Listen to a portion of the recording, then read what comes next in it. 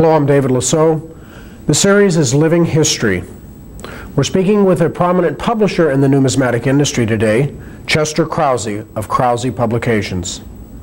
Mr. Krause, how did you get started in the world of coin collecting? When I was a young boy, I collected coins, and I had the beginning in that I had a neighbor who was a Spanish-American war veteran who had been somewhat disabled, and he had quite a collection of stamps and other things, including coins and such things as 2-cent pieces and 3-cent pieces and all that. And I think he instilled the idea of collecting in me, and that was further amplified by a couple of my mother's sisters who used to visit us.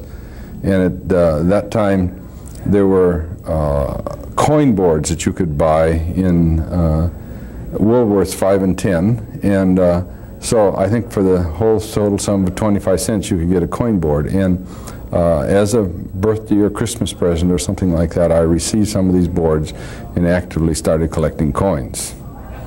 And what caused you to start your newspaper, Numismatic News? When I returned out of the service in the late 40s, the Liberty Head money, as we used to call it, was still in circulation, but it was rapidly disappearing. And we were a part of withdrawing that. Having collected it, it was something that was disappearing from circulation. And at that particular time, I had a friend who was a small dairy farmer in Wisconsin, and there were thousands of those at that time. That little family farm isn't very prevalent anymore. But anyway, this friend Jim was in that, and he was also a very avid target shooter. And my brother, having been in the service, had started a gun shop to repair and sell firearms. And Jim used to come to our farm very often and visit my older brother Neil. And at that time there was a publication on the market called Shotgun News, which is still in existence today. And but for the whole total sum of $2 a year, you would get 12 issues plus a 20-word free ad every issue. And Jim and I theorized that if in fact you could trade guns and ammunition through the United States mail, big and bulky as they were, that you ought to be able to trade coins. And it was based on that theory that Numismatic News, which is our flagship publication, was born. Unfortunately, Jim decided not to become co-publisher of that, because at that time his family were young and headed for college and that sort of thing.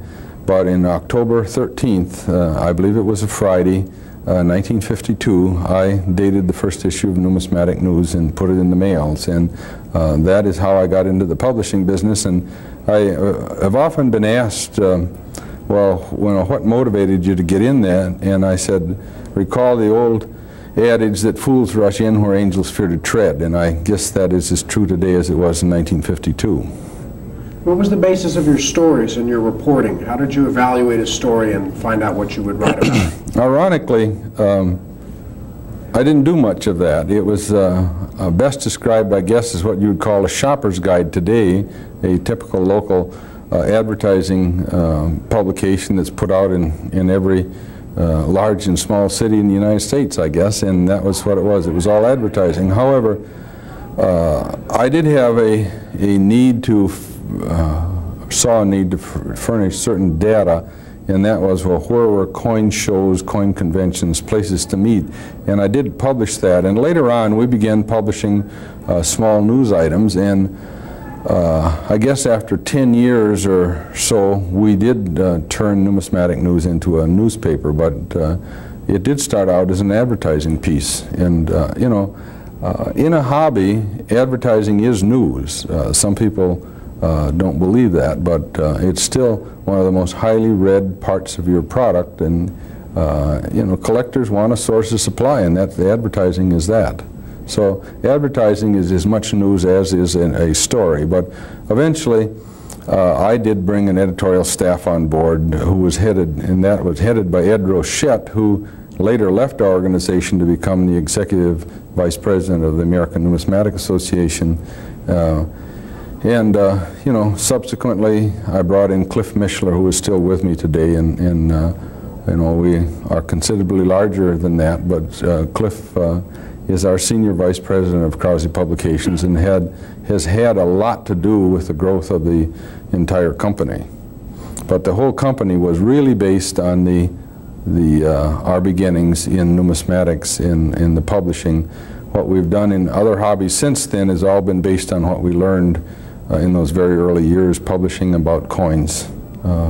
And you know, we not only were in the newspaper business, but we were in price guides and magazines and catalogs. And so, you know, the company today has a very well-rounded background of what publishing is and is all about. How would you characterize the philosophy behind numismatic news? I guess that's a $64,000 question.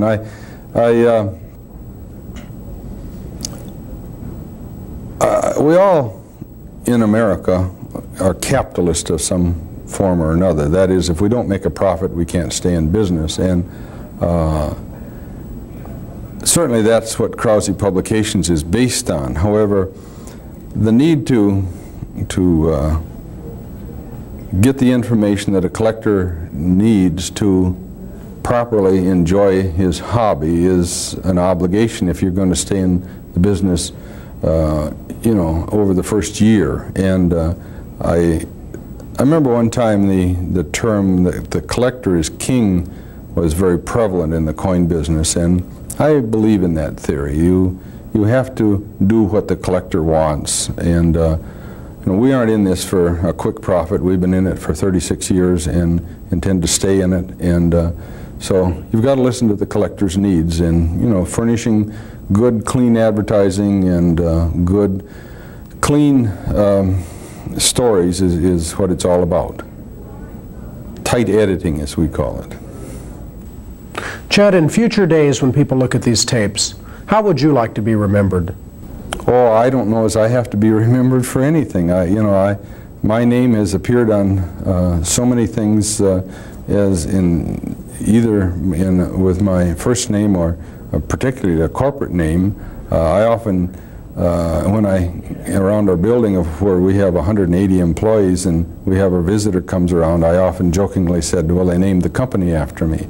And, but that's true. We are publishing some 440 issues or something a year now, and every one of those copies, of which there are nearly 20 million a year comes out, has my name on it. So I guess the name Krause Publications, as it applies to a hobby, is going to be around a long, long time. And you know, really, when one dies, I think he really dies, and you know, there are other people who come along that's going to absorb and take the lead, and so I don't think one has to be known very well after he dies. It's better to be known well when you're living.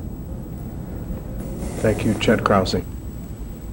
My guest today has been Chester Krause of Krause Publications. In another of the segments of Living History, I'm David Lisot.